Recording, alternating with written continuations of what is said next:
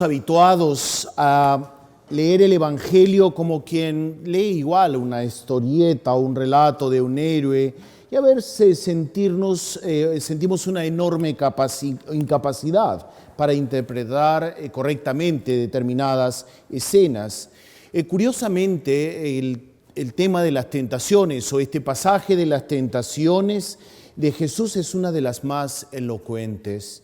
La interpretación literal muchas veces nos puede llevar a vaciarla o llevarla a una ciencia ficción, desplazando algunos acontecimientos que se dan en nuestra realidad humana, en nuestra historia, la esfera de lo sobrenatural. ¿Qué nos provee el Evangelio? Cuando San Lucas nos está relatando este momento de las tentaciones, ciertamente está animando a su comunidad en tiempos, en las primeras comunidades cristianas, pero también está pensando en ti y en mí, de sobre todo cómo queremos ir caminando. Para ello es importante que podamos situar la prueba a la que es sometido Jesús. En primer lugar, es importante situar el contexto. Dice la palabra que inmediatamente después del bautismo, describe anticipadamente todas las tentaciones que le sobrevendrán a partir de este momento hasta su muerte en la cruz. Entre otras cosas, San Lucas está queriendo decir que la tentación a la que es sometido Jesús no es solamente en este momento, después de los 40 días y se acabó, sino que las tentaciones ocupan toda la vida de Jesús. Con ello, de alguna manera, presentarnos a todos nosotros que nos confesamos y somos seguidores del Señor, las tentaciones en nuestra vida. Porque a veces pensamos que cuando ya nos hemos entregado al Señor, que vivimos una relación un poquito más estrecha, como que las tentaciones no van a ser parte de ella. Si alguien le dijo eso, es porque le estuvo mintiendo. Las tentaciones serán parte de toda nuestra vida, hasta el día en que nos pongan en un cajón y nos digan: aquí vivió alguien que intentó hacer su voluntad. Por eso las tentaciones nos muestra en este sentido que están colocadas después del bautismo. ¿Qué cosa es lo que ha pasado en el bautismo? Jesús asintió la experiencia de una filiación divina y ha sido ungido como Mesías. Y de este relato de la genealogía, texto que San Lucas, entronca a Jesús en el género humano como uno más de los descendientes de Adán. Aunque es puesto a prueba por el diablo, es el Espíritu quien lo empuja al lugar de la prueba, al desierto. Ello significa que ni su filiación ni el Espíritu separan a Jesús de la historia y de la ambigüedad que ésta tiene. Vuelvo a decir, no pretendamos que porque somos católicos, venimos a misa, estamos comprometidos, somos amigos del Padre o lo que sea, esto nos va a liberar de la prueba. Amén.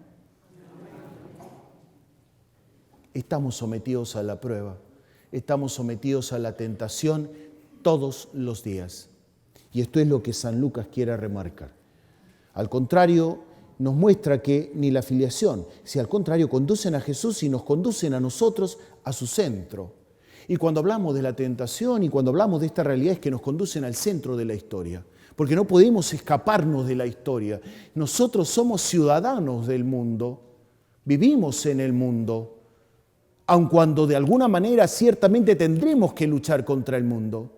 Pero no podemos pretender de alguna manera que ya ahora, no sé si usted lo ha escuchado, yo vengo de Chicago. En Chicago a veces dicen, no, es que cuando yo estaba en el mundo y yo los quedo viendo, digo, ¿y ahora dónde está? Pero pretendemos que por un gesto de conversión, por un hecho de habernos acercado a Dios, como que ya esto no lo vamos a pasar, ya esto no lo vamos a vivir. Antes, cuando estaba en el mundo, es decir, ahí tenemos que hacer un pequeño switch. Vivimos todos los días inmersos en la historia y no podemos escaparnos de la historia. Por eso nos muestra en este sentido otro aspecto importante, es el desierto. En la Biblia tiene un variado significado. Es lugar de prueba y tentación. El desierto es morada del mal y de los malos espíritus que atacan al hombre. Pero a su vez es lugar de encuentro con Dios, de decisiones y de experiencias divinas y representa el lugar donde se llega a la salvación. Estamos ahí arriba predicando el retiro en torno al tema de la paz. Y entre otras cosas estoy compartiendo que el tema de la paz no es ajeno a tener pruebas en la vida. El desierto, en el desierto, si bien es cierto, es lugar de lucha, de encuentro, es lugar donde moran los espíritus, también es lugar de encuentro con Dios. Esto nos va mostrando de alguna manera, queridos hermanos y hermanas, escuchamos sobre todo en este tiempo, tienes que ser positivo y un lenguaje positivo. No centrarnos en lo malo. El desierto es lugar donde moran los malos espíritus, pero no me voy a fijar solamente en esa parte, me voy a fijar que es un lugar de encuentro. Diciendo con esto que las pruebas, las tentaciones también son necesarias para purificar mi vida, para darme cuenta que soy un hombre finito, para darme cuenta que soy un hombre que tiene que estar continuamente en oración, que tiene que estar revisando su vida constantemente. 40 días, ¿cuándo? 40 días es un tiempo indeterminado, es una cifra simbólica. Fueron 40 años los que estuvo Israel por el desierto, 40 días en las noches duró el diluvio universal, 40 días permaneció Moisés en el monte dentro de la nube, 40 días anduvo Elías por el desierto antes de llegar al monte del Señor. 40 años, días, es un largo periodo en el que sucede y se vive algo fundamental. Simbólicamente es una referencia a toda la vida de Jesús. Es decir, 40 días es un tiempo en el que Dios nos va a preparar para tener una experiencia grande. Todo este tiempo de Cuaresma, ciertamente, estamos invitados a poder prepararnos. Dios nos quiere preparar, Jesús nos llama a este desierto. El Espíritu nos lleva al desierto para vivir una experiencia fundamental, una experiencia con ese Dios con nosotros, con ese Dios que vive a nuestro lado. Tal vez sería un llamado a que esta no sea una Pascua, la Pascua para la cual nos está preparando el Señor, no sea una Pascua más, no sea una Cuaresma más. De tal manera que estamos invitados de pronto a hacer ese cambio en nuestra vida que el Señor nos está invitando a vivir. Las tentaciones se nos presentan en cada momento. La tentación de renunciar, se le presentó a Jesús a renunciar a su condición de hombre caminante. Esta es la prueba de los panes. Jesús, como toda persona, ha de caminar y luchar, y en su andar sentirá hambre, es decir, toda suerte de privaciones.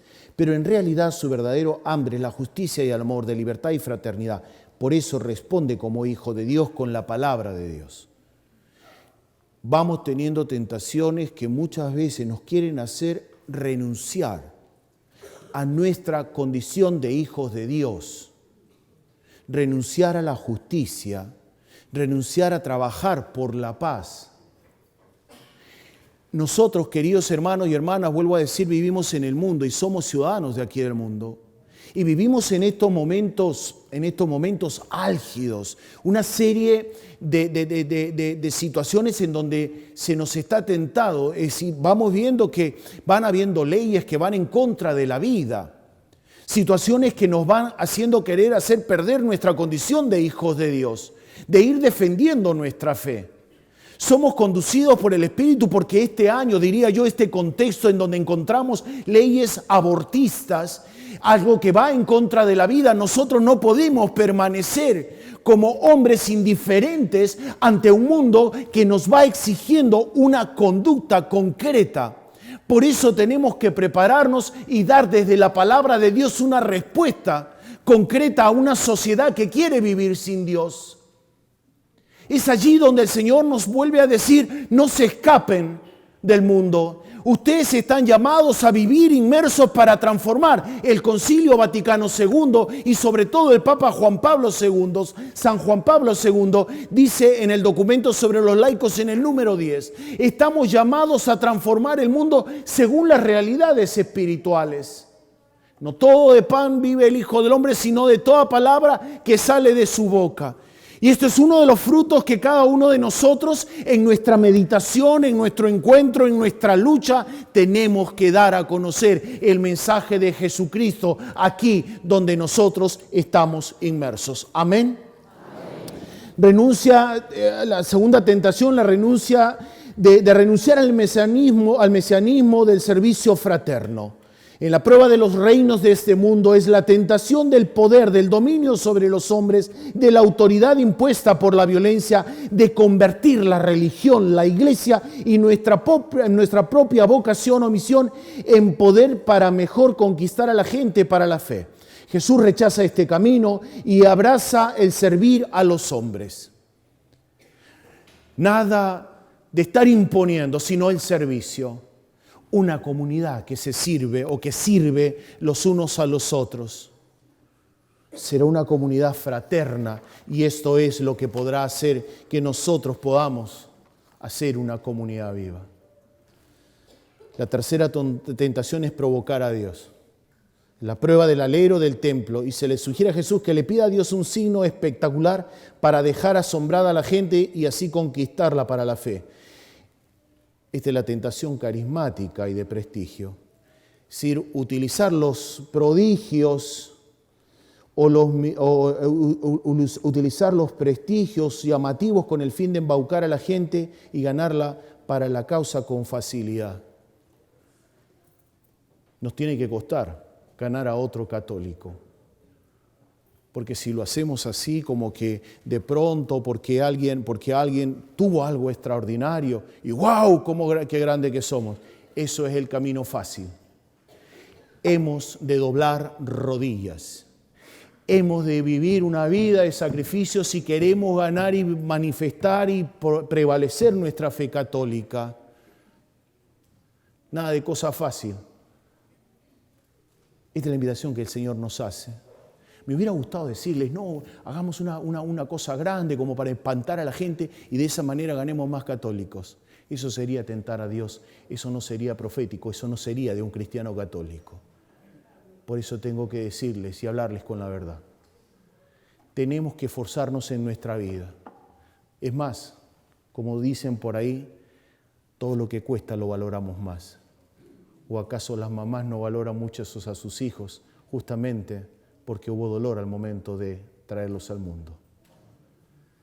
Lo mismo con la fe y los hermanos que tienen que vivir abiertos a esta fe que nos invita a vivir de cara al Evangelio.